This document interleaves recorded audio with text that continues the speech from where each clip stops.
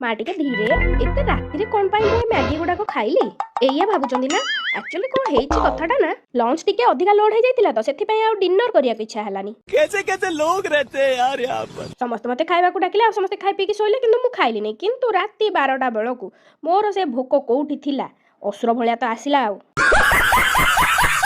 संध्या बेले टिके काढ़ा पी देथिली सेथि मोदे सब हजम हे गला आ तापर मु जाय रोसे रे खाइबा को खोजला बेलकू आलो किछि नाही मो पई सब खाइ पी सोइ पड़छंदी। हौ दे हेला किछि रखिबनी तो मोर मैगी अछि तो जिंदाबाद। गजब बेइज्जती है। केही जानिबा पूर्वरु मु चुपचाप करी मैगी बनै देथिली सी पुणी खाली पानी रे पकेई कि सिझेई देली आ खाइ देली मोर सेतिकी रे तो खुशी आ कोन दरकार के। हमारे यहाँ ऐसा ही होता 10 मिनिट रे मोर रेडी हे जेथिला मैगी कम सूप मु ताकू खाइबा सह पीथिली पीबा सह खाइथिली। शाबाश बेटा।